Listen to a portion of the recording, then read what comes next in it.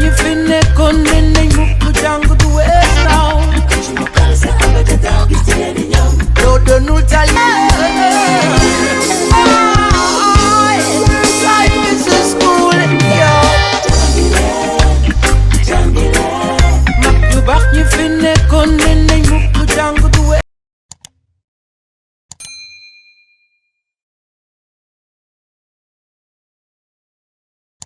Élèves de la classe de seconde S.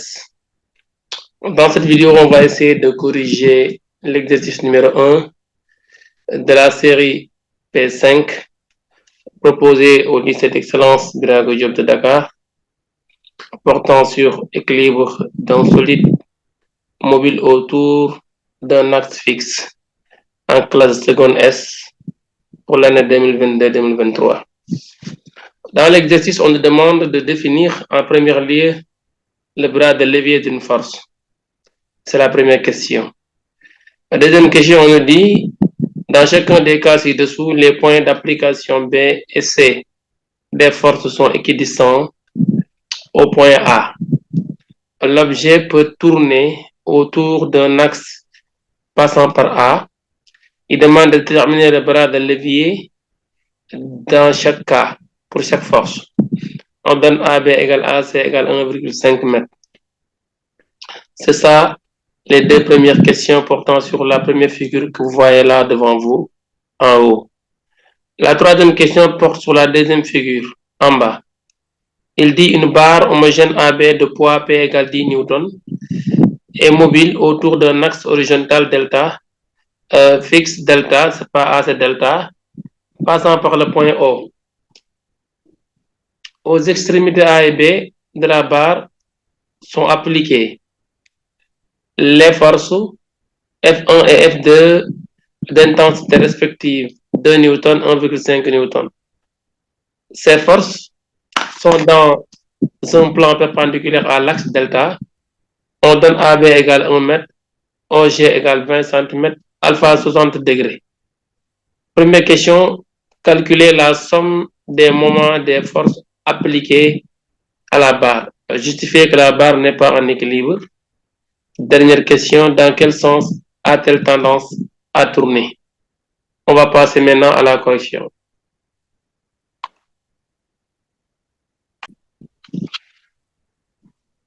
Alors, première question. Il demande de définir le bras de levier.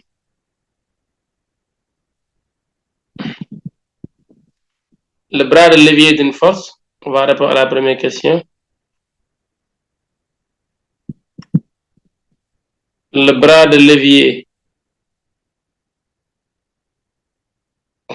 Le bras de levier D, on a le plus souvent D, d'une force, et la distance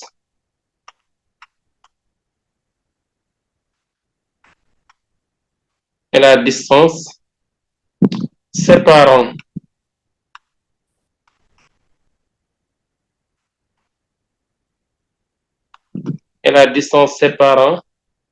la direction de la force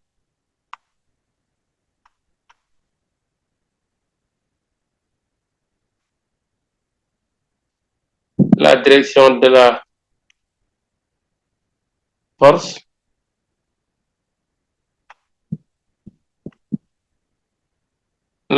de la force et l'axe de rotation delta et l'axe de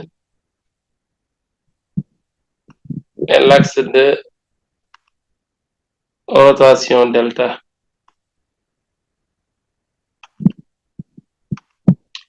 Voilà, par définition, c'est quoi le bras de levier?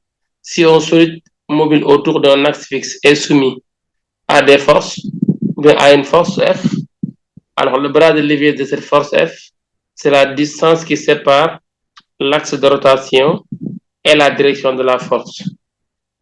On peut aussi dire qu'elle est égale, pour calculer ça, on va dire qu'elle est égale à la longueur du segment perpendiculaire à la direction de la force et passant par l'axe de rotation delta. il est égal à la longueur du segment, à la longueur du segment perpendiculaire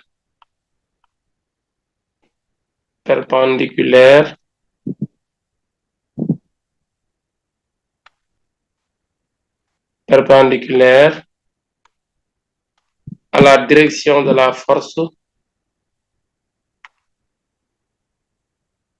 à la direction de la force, passant par l'axe de rotation. Voilà le bras de levier passant par l'axe de rotation delta. Alors, maintenant, c'était ça la première question. La deuxième question, on me demande de déterminer pour cette figure ici le bras de levier de la force delta, plutôt le bras de levier de la force F. Détermination des bras de levier. Déterminons le bras de levier, ou bien détermination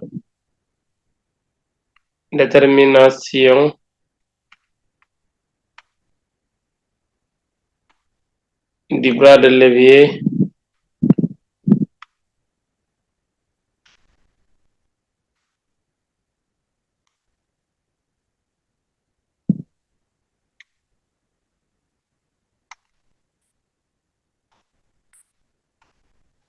détermination du bras de levier pour chaque force.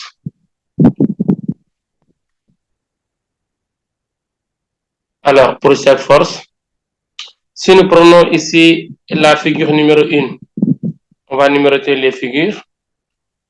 Figure numéro 1, numéro 2, figure numéro 3. Si nous prenons la première figure, numéro 1, alors, cette figure, si vous regardez bien, ici, la force F1 qui s'applique en B, elle est perpendiculaire à la droite au segment qui passe par le point A, où passe l'axe de rotation. L'axe de rotation traverse le point A. Maintenant, le bras de levier, c'est cette longueur-là que vous voyez directement parce que cette longueur, elle est déjà perpendiculaire à la direction de la force. Donc, si on essaie de représenter, c'est ça le bras de levier.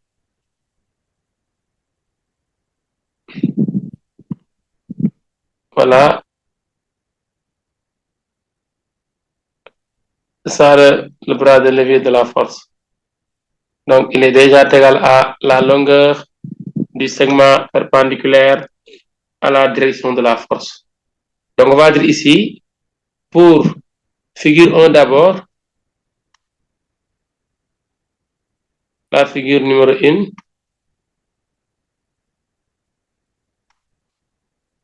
Donc, ici, le bras de levier D1 pour la force F1. Chaque figure, on a deux forces. Pour F1, on aura ici D1, bras de levier D1, c'est la longueur OA. AB, excusez-moi. AB, car c'est la distance perpendiculaire à la direction de la force passant par l'axe de rotation. Or, AB, selon le texte, c'est égal à 1,5 m. Donc, son bras de levier égale 1,5 m. Pour la force F2, toujours la figure numéro 1, son bras de levier D2 égale à AC. Le bras de levier D2, c'est égal à AC. AC, c'est cette droite-là. C'est le segment aussi perpendiculaire à la direction de la force. Donc, je vais changer de couleur. c'est ça le bras de levier, parce que c'est le segment là qui est perpendiculaire à la direction de la force. Donc, le bras de levier, c'est AC, c'est aussi égal à 1,5 m. C'est égal à 1,5 m. Voilà le bras de levier AC.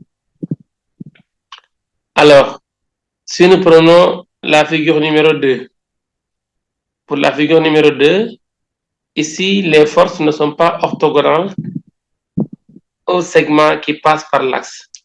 Donc, dans la pareille situation, on doit prolonger la force, la direction de la force, et essayer de tracer le segment perpendiculaire à cette direction et calculer de façon trigonométrique ou géométrique le bras de levier. Par exemple, la force qui est là, F2, F1. F1, on va essayer de prolonger pour avoir la direction de la force, la droite d'action. Donc voilà la droite d'action de la force en bleu. C'est la droite, n'est-ce pas, qui traverse la force. Donc on va mettre ici figure 2. Figure numéro 2. Alors, la droite d'action, si vous prolongez ici, si vous tracez perpendiculairement à la droite d'action, voici l'axe de rotation. On trace perpendiculairement à la droite d'action. Passant par l'axe de rotation, on aura ceci. Voilà la perpendicularité. Donc, le bras de levier, en réalité, c'est cette longueur-là en rouge. Si vous prenez cette longueur en rouge, elle est opposée à l'angle alpha qui est là. Donc, ici, on aura quoi comme bras de levier? La longueur en rouge, si vous calculez le sinus de l'angle alpha, qui est ici égal à 30 degrés, le sinus de 30 degrés, c'est égal à côté opposé qui est le bras de levier, D1, si vous voulez. Je vais appeler ça D1 pour la force F1. Le bras de levier D1 est divisé par l'hypoténuse qui est égale à AB. Donc, finalement, ici, on aura quoi? D1 égale le bras de levier pour la force F1 d'abord. Pour F1, on a ici D1 égale AB sinus de 30 degrés. AB sin de 30 degrés. Voilà le bras de levier de la force F1. Alors, quand je remplace, j'aurai ici AB c'est 1,5. Donc, on aura ici 1,5 multiplié par sin de 30 degrés. D'après calcul, on aura 0,75. 0,75 mètres. Le bras de levier, c'est une distance, donc il s'exprime en mètres.